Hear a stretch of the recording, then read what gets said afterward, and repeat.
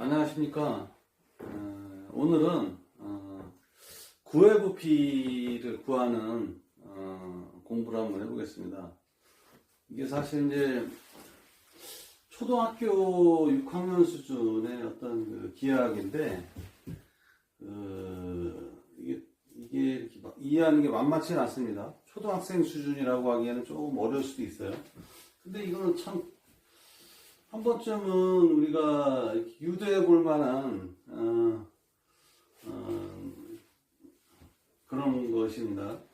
구회 부피는 워낙 우리가 일반화되어 있는 그 기하학의 그 일반적인 수학이기 때문에 이것을 이해하는 것도 좀 의미가 있다가 이렇게 생각이 듭니다.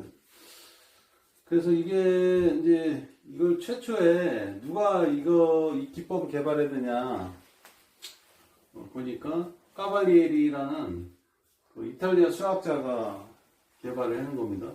1598년에서 1647년에 사이에 계셨던 분인데 불가불량법이라고 해서 일종의 구적법입니다. 구분구적법.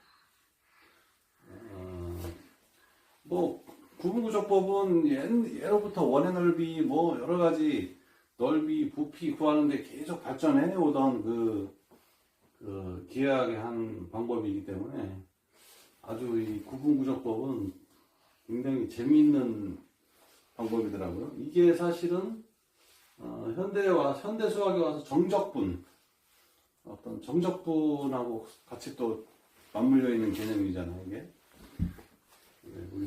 지금 현대에 와서는 이 구의 부피를 구하는 거를 정적분으로 합니다. 오히려 정적분이 더 복잡해요.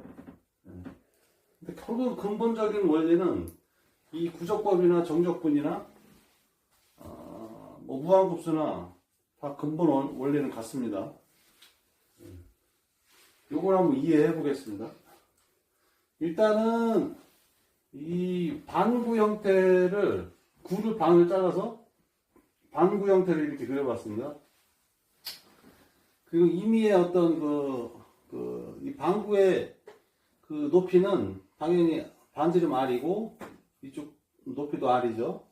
여기서도 이 원뿔을 가정해 봤을 때 똑같은 반지름 R에 높이 R인 원기둥입니다. 원기둥 안에 원뿔이 있는 거예요. 그리고 임의의 높이 A라는 임의의 높이를 가정해 보겠습니다.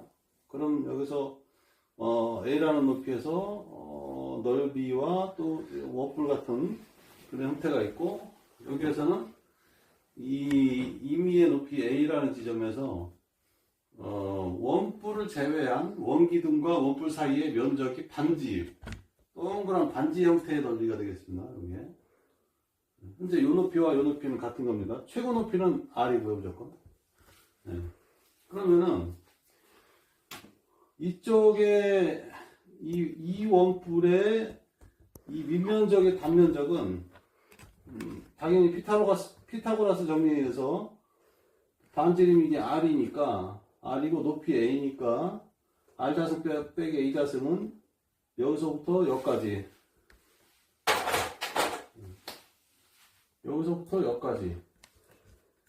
거리에 C라고 할까요? 당연히 이거에 이 반지름, 이 면적의 반지름 C의 자승일 테고, 거기다 파이를 곱하니까 단면적이 나오죠. 요 단면적이 파이의 R자승, 피타고라스 정리에 의해서 직각이죠. 직각. 여기 R자승 빼기 A자승은 요 C자승이잖아요. 그죠? C자승이 요 면적인데, 그것은 이거와 같다. 이 얘기죠? 파이 C자승이죠. 그 다음 이 높이와 똑같이, 여기에서 이 반지 형태의 높이도 똑같습니다. A. 그럼 반지의 단면적은 어떻게 되냐? 하면은, 이 원기둥의 밑면의 단면적이나 윗면의 단면적이랑 똑같은데, 이 원기둥의 밑면의 단면적에서 이 원뿔 안에 형성된 원뿔 안에 단면적을 뺀 이게 반지 단면적이잖아요, 그죠?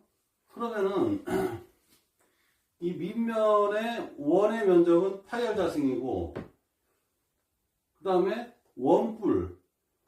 원뿔에서 이 반지 내부에 있는 요 원의 면적이 파이 a 자승이잖아요, 그죠? 높이 a 똑같이 이게 45도 각도니까 똑같이 이 길이도 a가 되겠죠. 그래서 파이 r 자승 빼기 파이 a 자승이 이 반지의 면적입니다. 그러면은 결과적으로 식이 같네요. 그죠? 같아요. 파이 r 자승 빼기 a 자승이나 요 식이죠. 파이 r 자승 빼기 파이 a 자승이나 같은 식이네, 그죠? 결국 이 반지의 면적과 이 원뿔의 밑면적은 같은 겁니다. 같은 결과가 나왔어요. 재밌죠? 그러면 결과적으로 이 반구의 부피가 어떻게 되냐 보니까 이 원기둥에서 이 전체 원기둥에서 이 원뿔을 제거한 입체의 부피가 됩니다. 이 원기둥에서 그 원뿔을 제거한 입체. 실제로 그 원뿔의 부피는 3분의 1의 원기둥입니다. 이 사실은 이미 뭐 그 전에 유도가 됐던 사실이기 때문에 이 사실을 알고 있는 상태에서 이 유도가 되는 겁니다. 그 원기둥에서 원뿔을 제거한 이 입체의 부피와 이 방구의 부피는 같다. 왜냐? 지금 이 맨 끝점에서 시작해서 이 원뿔을 계속 넓혔을 때 이 C로 하는 이 원의 원뿔 밑변의 넓이는 계속 넓어집니다. 여기서 시작하면 딱 벌어지면서 넓어지죠? 이거를 이 정점에서 시작을 해서 이 원뿔을 계속 넓힌다고 생각해 봅시다. 그럼 이 면적은 계속 이 양파라는 반개의 양파를 계속 잘라서 구적을 한 것, 그것이 부피잖아요. 그러면 여기서 요 면적과 빗금칠 요 면적과 요 반지의 면적이 같다고 했으니까 여기 요 끝에서부터 시작한 반지는 되게 얇죠. 그래서 이 반지의 넓이는 가면 갈수록 넓어집니다. 그럼 끝에 가서는 원의 넓이가 돼요. 그럼 이것도 계속 위에서부터 잘라서 구적을 해보면 결국 이거를 이 끝에서부터 잘라서 구적한 부피나 여기 끝에서부터 여기 양쪽 끝에서부터 반지를 잘라서 구적한 부피나 같게 되죠? 아주 흥미롭습니다, 이게. 아주 흥미롭습니다. 그래서 구의 부피는 두 배의 원기둥 부피에서 원뿔의 부피를 빼요. 구의 부피는 결국 이 원기둥에서 원뿔을 제외한 부분의 부피가 이 방구의 부피이기 때문에 두 배로 해주면 되죠. 두 배의 원기둥 빼기 원뿔의 부피를 하면 그게 두 배의 이 반구의 부피가 되는 거예요. 구의 부피는. 그래서 두 배의 원기둥 부피는 뭐 원기둥 밑면적에 원주율 곱한 거니까 파이 R 4승에다가 높이 R 곱하면 파이 R 3승이죠. 그 다음에 원뿔의 부피는 원기 중에 3분의 1이니까 3분의 1 파이가 3승이고, 그리고 이거 3분의 2가 되고, 전체적으로 3분의 4 파이가 3승이 되죠. 네. 참, 이게, 500년 전 사람이, 수학자가, 이렇게,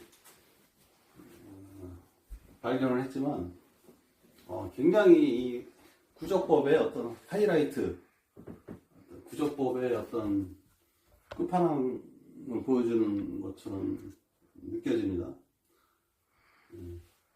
이게 이런 아날로그적인 기하학이 굉장히 우리 수학을 공부하는 사람한테 입체가 이